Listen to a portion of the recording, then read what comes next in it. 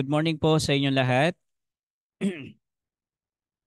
Nasa kalagitnaan na po tayo ng September, no? Kapag naririnig niyo po ang pangalang Andres, ano ang pumapasok sa isip niyo? Ha? Takot sa asawa, gano'n. Takusa. Wala na? Ano pa ba? Bayani, matapang, di ba? Andres. Andres Bonifacio, yes. Yung character po na titingnan natin ngayon, si Andrew or Andres sa Tagalog, yung pangalan niya po ay ina-associate sa pagiging courageous, pagiging matapang. Kaya totoo po yung pagiging matapang ni Andres Bonifacio. No? At isa pa pong salita na kinoconnect doon sa pangalang Andrew or Andres ay yung pagiging manly. Manly. Hindi manlo, manloloko, walang ganun. Manly po siya, no? Lalaking lalaki. Yan ang dating ni Andres. At itong si Andres, yung apostol na titingnan po natin ngayon, karamihan po sa mga kwento tungkol sa kanya ay makikita natin sa sulat ni John, sa Gospel of John. At ang layunin po ng pagkakasulat ng Gospel of John, makikita po natin dun sa last chapter, na ito ay isinulat para ang sino mang makakabasa dito ay sasampalataya na si Kristo nga, ang Panginoong Hesus nga, ang anak ng Diyos. Nasasampalatayanan nila siya. Yun po ang layunin ng pagsulat ni John. At yun din yung layunin kung bakit isinama niya sa kanyang sulat yung kwento ni Andrew. Para makilala natin si Jesus at para sampalatayanan natin siya. At ipinakita po sa atin sa buhay ni Andrew ang isang napakahalagang tungkulin ng mga mananampalataya. Ang tungkulin po na yon ng mga mananampalataya ay ang tungkulin po na yon ng mga mananampalataya ay para ilapit ang mga tao, para ilapit ang ibang tao sa Panginoong Hesus. Okay? Ulitin ko po. Ang tungkulin ng mga mananampalataya ay ang ilapit ang ibang tao sa Panginoong Hesus. Sabi po sa Matthew chapter 28, verse 18 hanggang 20. Lumapit si Jesus at sinabi, "Ibinigay sa akin ang lahat ng kapangyarihan sa langit at sa lupa. Kaya puntahan ninyo ang mga tao sa lahat ng bansa at gawin ninyo silang mga tagasunod ko. Bautismuhan ninyo sila sa pangalan ng Ama at ng Anak at ng Banal na Espiritu. Turuan ninyo silang sumunod sa lahat ng iniutos ko sa inyo at tandaan ninyo, palagi ninyo akong kasama hanggang sa katapusan ng mundo." Bago pa man po inutos ng Panginoong Hesus ito sa lahat ng mga tagasunod niya, ginagawa na po ito ni Andres. Ngayon, tingnan po muna natin yung ilang mga basics na bagay tungkol kay Andres. Si Andrew po ay kapatid ni Pedro. At ipinapalagay po na siya ay, although hindi po ito binanggit sa Biblia, si Andrew ay nakababatang kapatid ni Pedro. Si Andrew din po ay 12 beses lang nabanggit sa scriptures. At apat doon, 3 or 4 doon sa pagkakabanggit sa kanya, ay nandun pa siya sa listahan kasama ni Judas. No? Tapos yung remaining, mababasa na po yung ilang mga kwento niya. So hindi po siya ganun kasikat, hindi siya ganun kadalas binabanggit sa scriptures. At makikita po natin from the scriptures din na ang kanyang trabaho ay isang mangingisda, kagaya ni Pedro. Maganda pong tingnan natin yung tagpo kung saan una silang tinawag ng Panginoong Hesus. Doon sa Matthew chapter 4 verses 18 to 20, ito po yung pagtawag ng Panginoong Hesus doon sa apat na mangingisda. Makikita nyo rin po ito sa Mark chapter 1 verse 16. Pero parehas lang po sila. So ang babasahin na lang natin ay yung nasa Matthew chapter 4 verses 18 to 20. Ang sabi po, habang naglalakad si Jesus sa tabi ng lawa, hindi po, napansin ko lang lakas ng ano eh. Ramdam ko dito. Kala ko may electric fan. Um, habang naglalakad si Jesus sa tabi ng lawa ng Galilea, nakita niya ang magkapatid na mangingisdang sina Simon na tinatawag na Pedro at Andres. Okay, andyan na po yung pangalan niya. Naghagis sila ng lambat. Sinabi ni Jesus sa kanila, "Sumunod kayo sa akin at gagawin ko kayong mangingisda ng mga tao. I will make you fishers of men." Iniwan nila agad ang kanilang mga lambat at sumunod sa kanya. No, ito po yung unang pagtawag ng Panginoong Jesus kay Andres. Tatawagin niya sila para sila ay maging mamalakaya ng tao, mangingisda ng tao. Ibig sabihin, ito po kasi ay term of philosophy. Hindi po, naiintindihan nila ito, hindi ito literal na mangingisda sila ng tao. No? Kundi kukuha sila ng iba pang mga tagasunod para maging tagasunod din ng Panginoong Jesus. At naiintindihan po yan nila Andres nang sabihin niya ng Panginoong Jesus.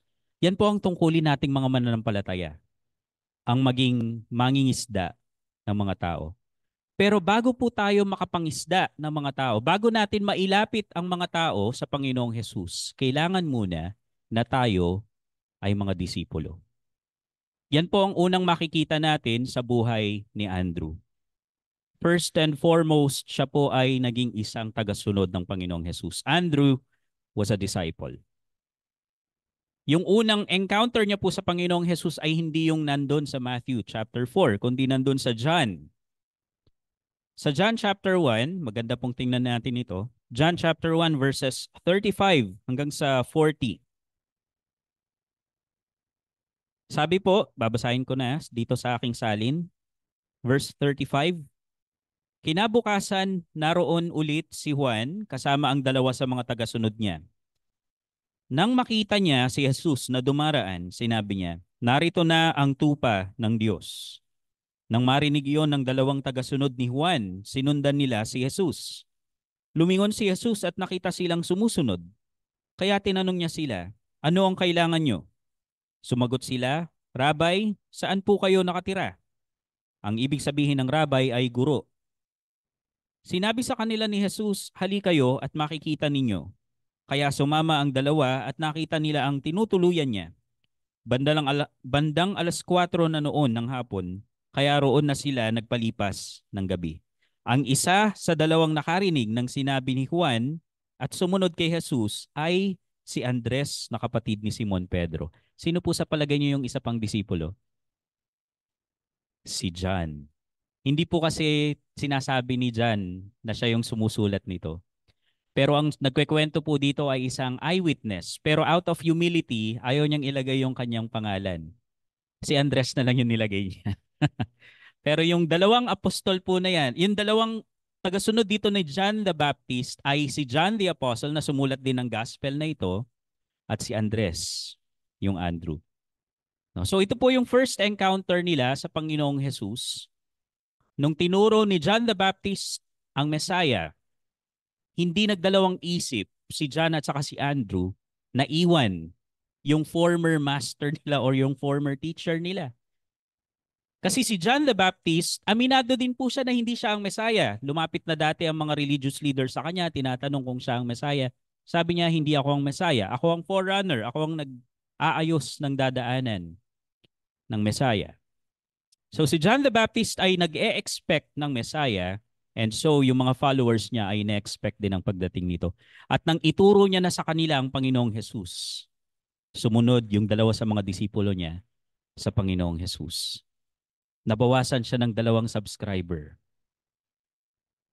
Nabawasan siya ng 2 followers. Pero hindi po malungkot si John the Baptist doon. Gaya ng sinabi niya, Jesus must increase and I must decrease. Para kay John the Baptist, ang dapat na maitaas ay ang Panginoon at hindi siya. Kaya masaya siya nung yung dalawang tagasunod niya ay pinili na sumunod na sa Panginoong Jesus. At isa po doon, si Andres. Si Andrew po ang pinakaunang tagasunod ng Panginoong Jesus na napangalanan dito sa ating binasa. Nasarap siguro kung may quote ako dito. Nakataas ba siya? Siguro, no? Kaya pala ramdam ko dito. Okay. Ngayon, maliban po sa siya ang pinakaunang napangalanang apostol, dun sa John chapter 1 verse 41, tingnan po natin yung isa pa tungkol sa kanya. So matapos nilang maglaan ng panahon, pansinin nyo rin po yun ha, nag-spend siya overnight with the Lord. Tumuloy sila dun sa tirahan ng Panginoon, dun na sila natulog. So may imagine nyo yung fellowship na nangyari sa kanila, yung mga tanong nila sa Panginoong Jesus, maaaring binigay nila yung mga bagay na yon. And then the next day, ito po ang kanyang ginawa.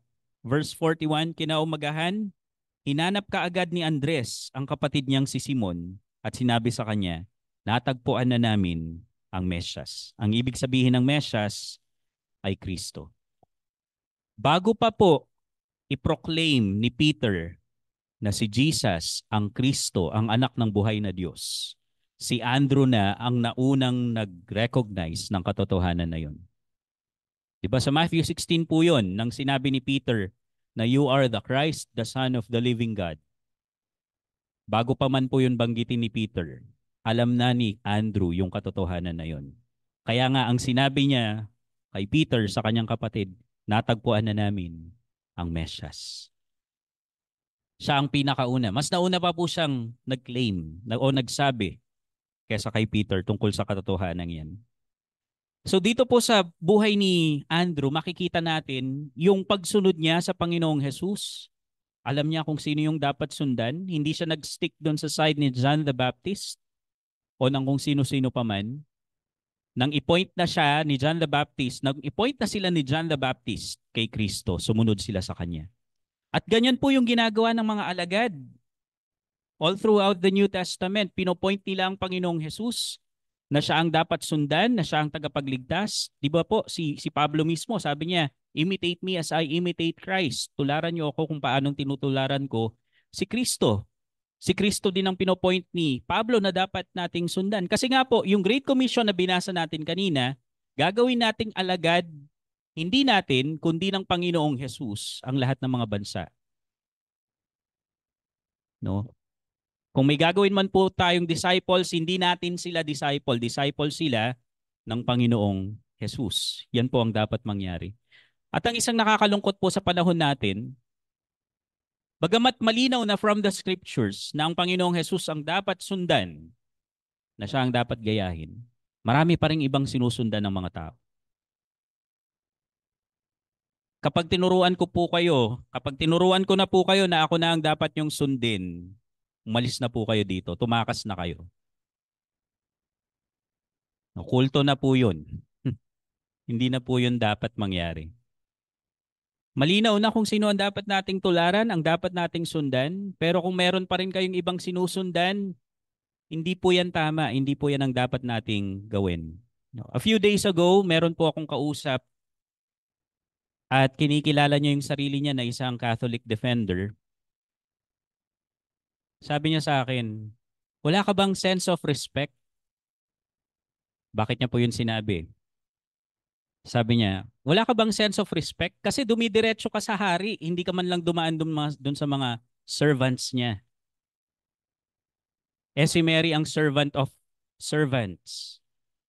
Hindi ka dapat dumidiretso sa hari. Kung may respeto ka sa hari, dumaan ka muna dun sa mga gwardiya niya, sa mga servants niya, sabi nitong Catholic defender sa akin. Sabi ko sa kanya, in a gentle manner, alam ko po, nananalangin kayo ng Our Father dahil yun naman ang tinuro ng Panginoong Jesus.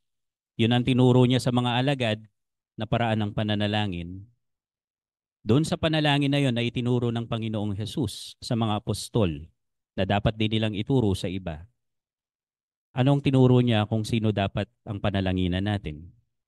Kanino tayo dapat mananalangin ayon sa turong panalangin ng Panginoong Jesus?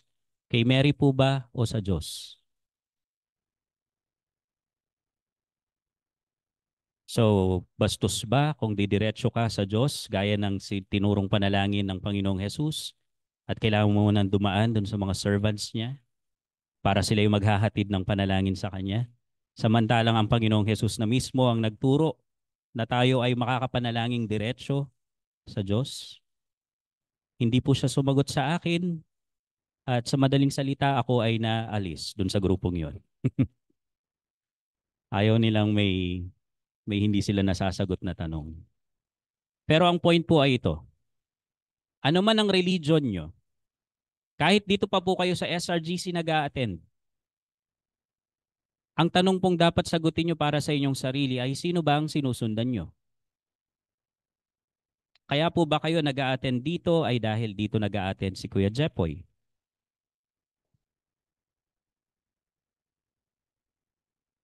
Sino po ang sinusundan nyo?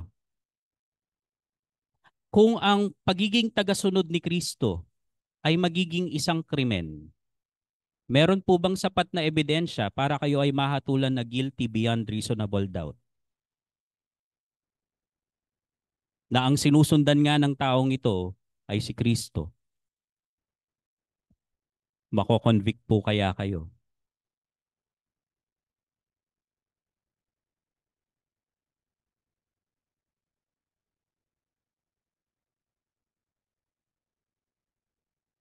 Yan po yung isang bagay na nakita natin sa buhay ni Andres.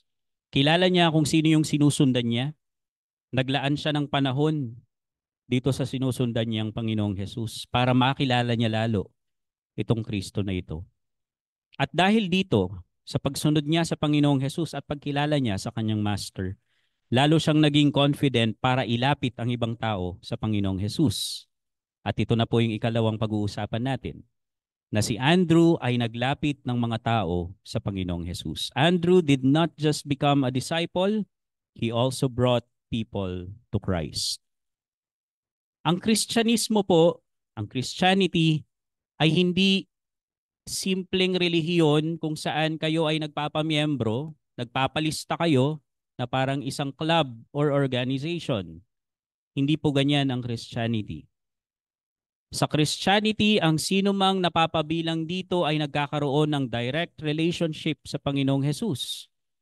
Gaya ng sinabi niya sa John chapter 1 verse 12, ang lahat ng nagsitanggap at sumampalataya sa Panginoong Hesus ay binigyan niya ng karapatang maging anak ng Diyos.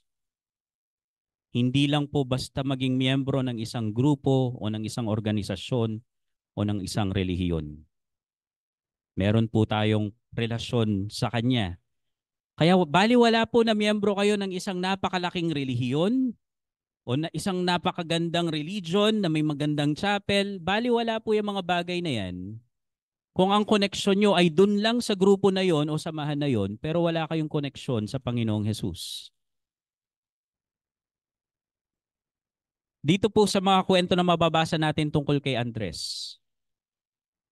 Sa John, sa stories po tungkol kay Andres sa John, every time na makikita natin siya, lagi natin siyang makikitang merong inilalapit sa Panginoong Hesus. Meron po tayong tatlong makikitang halimbawa dyan. Yung una po ay yung kay Pedro, nabasa na po natin kanina.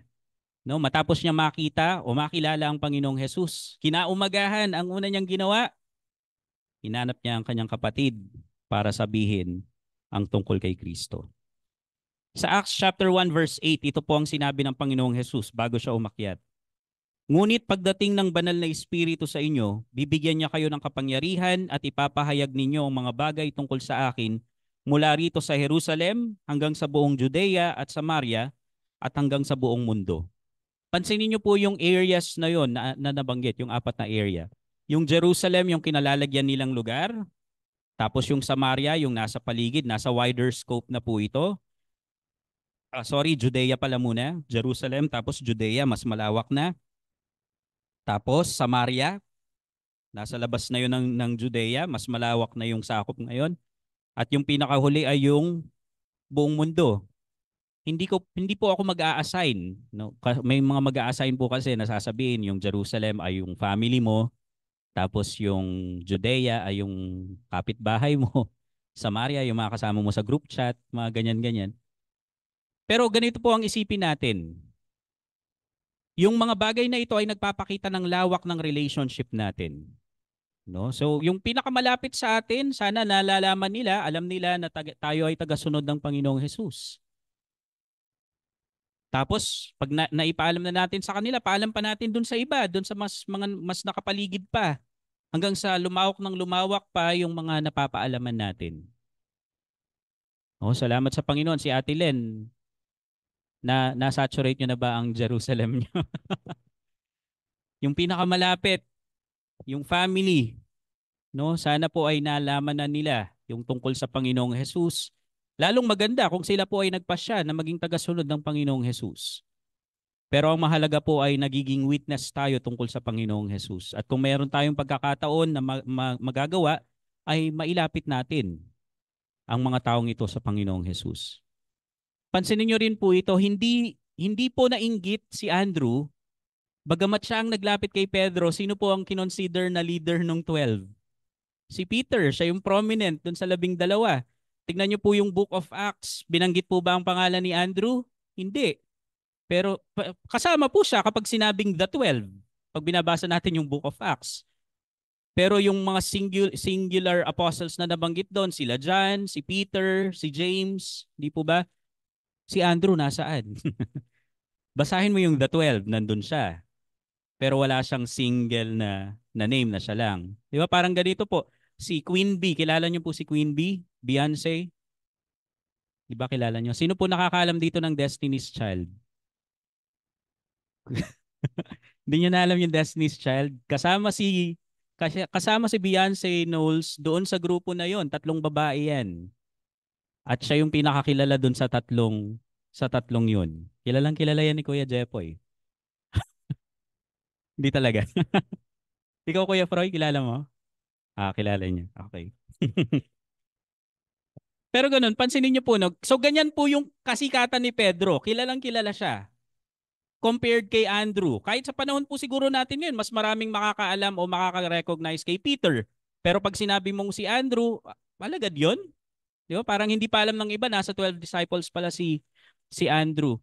And yet, napakarami pong ganyang kwento kung saan yung isang tao ang ginamit ng Panginoon para abutin ng isang tao at yung isang tao na yun na naabot niya ang nakaabot ng marami pang iba. Si Billy Graham po ay kilalang evangelist kung saan maraming taong kumilala sa Panginoong Hesus sa pamamagitan niya. And yet, sino po nakakakilala sa atin dito kung sinong naglapit sa Panginoon kay Billy Graham? Wala. Si D.L. Moody, kilala niyo po ba? May nakakakilala sa kanya dito? Moody, may mga nakakakilala sa kanya. Kilala niyo po ba yung naglapit sa kanya sa Panginoong Hesus? Hindi rin. Si D.L. Moody, bago pa po si Billy Graham, siya ay isang kilala ding evangelist at Bible teacher. Marami din pong nakakilala sa kanya at sa pamamagitan din ni Moody, naitayo ang Moody Bible Institute, isang Bible school na nagtuturo sa mga missionaries, sa mga pastors, mga church leaders para ma-equip sila sa pag-abot din sa ibang tao. No, ang dami pong naabot na buhay para sa Panginoon sa pamamagitan ni D.L. Moody, and yet hindi po natin kilala kung sino yung naglapit sa kanya sa Panginoon. Pero kagaya ni Andrew, hindi po sila naiinggit. Masaya sila na naging instrumento sila para mailapit ang mga ito sa Panginoon. At itong mga nailapit nila sa Panginoon ay naging kagamit-gamit sa Panginoon. So wag po kayo magsasawa. Huwag kayong magsasawa. Malay niyo po, no? May nailapit kayo sa Panginoon at yung tao na yon ang magagamitin ng Panginoon para maabot ang maraming lugar sa Tarlac. O, malay niyo po, meron tayong Andrew dito sa ating kalagitnaan. Sana nga po lahat tayo ay Andrew. Mahirap po kung lahat tayo ay Pedro. Magkakanya-kanya po tayo. Maganda po kung lahat tayo ay Andrew. At hindi, kasi si Pedro, malawakan po yung kanyang naaabot, di ba? First preaching niya, ilan ang tumanggap sa Panginoong Jesus? 3,000. 3,000 yung sumampalataya sa Panginoong Jesus. Kaya po ba natin? Hindi, mag-Andrew na lang po tayo. Di ba? Si Andrew, isa-isa lang. Isa-isa, konti-konti. Yes, kung saan siya gagamitin ng Panginoon, hindi siya naghahanap ng malaki o magarbong gawain. Kung saan siya magagamit, papagamit siya. Okay, yan po si Andrew. Tapos yung isa pang kwento, kung saan mababasa natin si Andrew, ay yung sa John chapter 6. Ito po ay yung nagpakain ang Panginoong Jesus ng 5,000. So sabi niya, oh sige, anong gagawin natin dito? Sabi ng Panginoong Jesus. Sabi ni Philip, the thinker, Lord, wala, short tayo sa budget. Hindi enough yung, kung may malilikom man tayo, hindi enough para pakainin itong ganito karaming tao. Si Andrew, alam niya rin, hindi enough yung nakita niya. Pero kung ako po ang nasa lugar ni Andrew, iisnabin ko po yung bata. Kasi sasabihin ko, ay, hindi, kulang to. Wag na lang. Baka mapahiya pa ako sa Panginoon, ilalapit ko siya sa Panginoon, tapos, oh ano yan, ang konti-konti niyan, ano gagawin natin dyan? Diba, ganun pong mag-isip minsan ng tao, advance siyang mag-isip, magka-calculate na siya base sa pamantayan ng tao. So kung ako si Andrew, hindi ko napapansinin yung bata. Aanhin ko yung 5 tinapay at 2 isda, kahit sa aming 12 apostol, kulang yun. Diba? Mag-aaway-aaway pa kami. So siguro isipin ko, sa bata na lang yan, baka pagkaguluhan pa namin. Pero si Andrew, although kinilala niya na hindi niya rin maisip eh. Sabi niya nga po sa verse, ano po ito? John chapter 6 verse 8 to 9, ang sabi po, may isang bata, verse 8, sinabi naman ng isa sa mga tagasunod niyang si Andres, na kapatid ni Pedro, may isang batang lalaki rito na may 5 tinapay at 2 isda. Pero kakasya ba naman ito sa dami ng tao? So kinilala pa rin ni Andrew, aminado naman siya, kulang po ito eh. Pero nilapit pa rin niya yung bata sa Panginoong Hesus. Siya wala siyang magagawa, pero ang Panginoong Hesus, meron. Tingnan niyo po yung mga nilalapit ni Andrew sa Panginoong Hesus. Nung una si Pedro, isang tao na later on nang nangaral 3,000 ang sumampalataya sa Panginoong Hesus. This time si Andres, isang bata, inilapit niya sa Panginoon. Ilan po ang nakakain? 5,000. Lalaki pa lang daw yung 5,000 na yon. Libo-libo yung nagagamit, yung napagpapala dun sa mga inilalapit ni Andrew sa Panginoong Hesus ay libo-libo. Kaya nakiki-share din siya dun sa happiness na yun. Pero alam niyo po, hindi siya yung happiness na, uy, ako naglapit diyan. Dahil sa akin, kaya kung hindi ko siguro nahanap yung batang yun, wala tayong kakainin ganito. Hindi po ganoon ang puso ni Andres. Ang kaligayahan po nila ay ang makita na yung mga tao ay lumalapit at sumasampalataya sa Panginoong Hesus. No? So, yan po si Andres. Tapos yung isa pa pong makikita natin sa John chapter 12, yung mga inilapit din niya. Ito naman po ay nagpapakita na siya ang pinakaunang foreign missionary. Kanina kay Pedro siya yung pinakaunang home missionary. Dito siya naman yung foreign missionary. Sa John 12 verse 20 to 22, ito po yung sinabi tungkol kay Andres. May mga Griego ring pumunta sa Jerusalem upang sumamba sa Diyos sa kapistahan.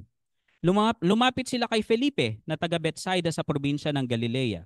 Bakit po sila lumapit kay Felipe? Si Philip po kasi ay may pangalang Griego. Ang Philip po ay Greek ang pangalan. Actually si Andrew din ay may pangalang Griego, pero actually purong Hudyo po sila. So open po sa Hellenistic culture ang family nila Peter. So walang problema sa kanila ang pagbibigay ng pangalan na Andrew sa kanilang anak. Ngayon, so isa po 'yun sa posibleng dahilan kung bakit itong mga Greeks na ito ay lumapit kay Philip. Dahil sa pangalan pa lang, feeling nila hindi sila itataboy nitong Hudyo na ito. Tapos si Philip naman, ang sabi po sa sumusunod na talata, sinabi nila sa kanya, gusto po sana naming makita si Jesus. Verse 22, pinuntahan ni Felipe si Andres at sinabi sa kanya ang kahilingan ng mga Griego. Pagkatapos pinuntahan nila si Jesus at ipinaalam ang kahilingan. No? So ganito po yung nangyari. May lumapit kay Philip at si Philip naman ay lumapit kay Andres. At magkasama silang lumapit ngayon sa Panginoong Jesus para ilapit itong mga Greeks na ito sa Kanya. No? So hindi lang po yung mga kapwa niya Hudyo, kagaya ni Pedro, ang kanyang inilapit sa Panginoon, even yung mga hindi niya kababayan, hindi niya mga kadugo, ay nailapit niya sa Panginoong Jesus. So yan po yung mga halimbawa. 3 kwento po yan tungkol kay Andres, and every time na makikita natin siya, may inilalapit siyang tao sa Panginoong Jesus. Napakagandang model po ito na susundan natin. At laging ang pinopoint niya ay si Jesus. Si Jesus. Lapit tayo sa Kanya. Hindi sa akin.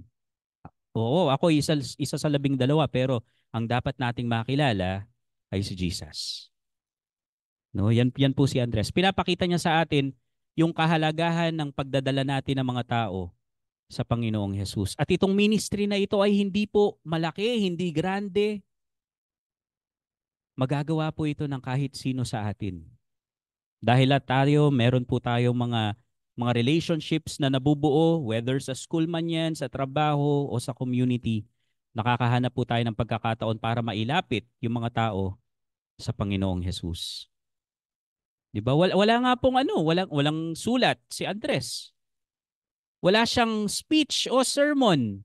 Si Stephen hindi nga po apostol pero may nakarecord na speech. Si Andrew, one of the 12, wala pong nakarecord na sermon o kaya speech. Wala po din tayo makikita from the scriptures, although sa church history meron, pero from the scriptures wala po tayong record na church na pinasimulan ni Andrew. And yet, dun sa mga maliliit na bagay na yon, sa paningin natin kasi maliit eh. Pero malay po natin sa viewpoint ng Diyos, yun po ay malaki at mahalaga. Kasi nga, nakita po natin kung saan nagamit yung mga inilapit na tao ni Andres sa Panginoon. No? So, bagamat sa tingin natin ito ay maliliit na bagay, ang Diyos po ang gagamit sa mga ito. Ang mahalaga, magpagamit po tayo sa Panginoon kung may pagkakataon. Huwag po nating hayaan na magamit tayo ng kaaway o may magamit siyang dahilan para hindi natin mailapit yung ibang tao sa Panginoon. Isang madalas pong dahilan kung bakit hindi mailapit ng iba ang ibang tao sa Panginoong Jesus ay religion. Ang iniisip po ng iba, ang ginagamit na tool ng kaaway o ni Satanas ay kasamaan o kung ano-ano pa man. Yes, ginagamit niya po yung mga yan. Pero alam niyo po, ginagamit niya rin ang religion para hadlangan ng mga tao para makilala talaga ang Panginoong Jesus. Kasi minsan ang mga tao hindi kay Kristo lumalapit kundi dun sa religion. Yun po ang nagiging problema. Ngayon, pag narinig natin, o yung friend ko, Christian daw, so hindi na ako mag-uusisa. No, tumitigil na po tayo kaya ay may religion yung friend ko so bahala na siya. Um, Susuko na tayo once na narinig nating meron silang religion o kaya sinasabi nilang Christian din sila. Itong bagay po na ito ay hindi naging hadlang sa akin nung ako'y nasa kolehiyo pa. Meron po akong kaklase at kaibigan noong college, nakakasama din namin sa fellowship. At sabi niya, umattend siya sa Methodist Church. Okay naman po ang doktrina ng Methodist Church, yung karamihan po no sa fundamentals nila, okay naman. At ang turo nila sa kaligtasan ay tama din. Yung iba, karamihan ng mga nakasama kong Methodist at least, tama ang kanilang turo ayon sa Biblia ang turo nila tungkol sa kaligtasan. So yung dinadaluhan nitong kaibigan ko na Methodist Church ay tama, tama ang tinuturong doktrina. Pero nung kami ay nagkausap, by chat po ito, text. Uso pa po nun yung nire-register mo na na Anli. Tapos yung hirap na hirap kang mag-register, pindot ka ng pindot hanggang sa ma-accept yung yung nire-register mo. Tapos yun yung gamit ko na Anli, ginagamit ko kapag nakapag-register po ako ng ganun, ginagamit ko yun para makapag-share ng gospel din dun sa mga kaibigan ko o kakilala. So yun nga, nung sinabi niya yun, nagkausap kami, nagkakwentuhan kami, and nalaman ko sa aming pagkukwentuhan na bagamat umattend siya sa isang Methodist church, hindi pa rin talaga siya tagasunod ng Panginoong Jesus. Hindi pa rin siya nakakatiyak na siya ay ligtas. Natatakot pa rin siya na kung anumang oras siya ay mamatay, baka mapunta siya sa kapahamakan. Wala pa rin siyang pag-asa mula sa Panginoon. So bagamat dumadalo siya dun sa iglesia na yon, nakita ko po ang problema at naging daan ito para ibahagi ko sa kanya ang Panginoong Jesus noong gabi ding yon. At nagsabi siya na sumampalataya nga siya sa Panginoong Jesus noong gabi ding yon. So hindi po naging hadlang yung religion o grupong sinasamahan niya para mailapit ko siya sa Panginoong Jesus. No? So kapag may narinig po kayong kaibigan, sasabihin nila, may religion na ako, Christian din ako kagaya mo. Magandang tanungin po natin sila kung sino ba talagang sinusundan nila. Magandang i-check natin kung sino ba talaga ang tagapagligtas nila. Kung ito ba ang tagapagligtas na sinasabi ng scriptures o iba. Gamitin po natin yung mga pagkakataon na yon at huwag nating hayaan na mahadlangan tayo ng kaaway para magawa yun. Yung ginawa ni Andres. Bilang konklusyon po, salamat sa Panginoon. Meron tayong mga nakakasama na mga bisita. Mamaya iwe-welcome ni MC. Baka Andres si Kim. Malay natin. No?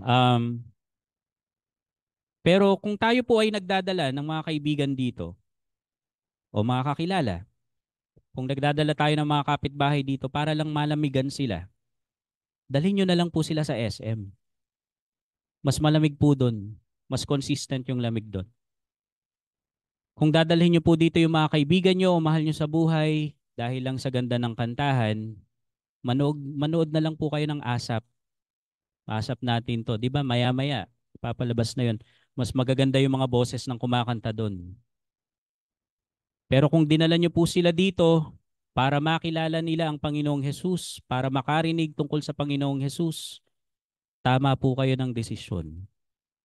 Kasi dito po sa kapilyang ito, ang Panginoong Hesus ang ating itinataas, siya ang ating sinasamba, nasa kalagitnaan natin siya. Sa panahon ng banal na hapunan, pinag-uusapan natin siya, inaalala natin siya, inaawitan natin siya, nananalangin tayo sa Kanya. Sa panahon na ito, nakikinig tayo sa mga salita niya, mga paalala niya galing sa scriptures. And then nag-aaral tayo tungkol sa mga katuruan niya, pinag-aaralan natin ang Biblia. Ito ay isang kapilya kung saan mas nakikilala natin ang Panginoong Hesus. At ganun din po ang mangyayari doon sa mga kaibigan natin na hindi pa nakakilala sa Panginoong Hesus. Makikilala nila siya dito. Masusuri nila kung sino ang Panginoong Hesus. Sino ba talaga siya? Ang kwento po ni Andres ay naisulat sa Gospel of John. Para ang sino mang makakakita din ng kwento niya ay makita na si Andrew mismo ay nagpo-point sa Messiah, kay Kristo, at si Jesus ang dapat sampalatayanan o sundan. At ipinapakita din po sa atin ni Andres o Andrew na tungkulin natin na ilapit ang ibang tao sa Panginoong Hesus. Kung gagayahin po natin si Andrew, sino po sa tingin nyo ang dapat nyong ilapit sa Panginoon sa mga susunod na linggo? Magandang umaga po sa inyong lahat.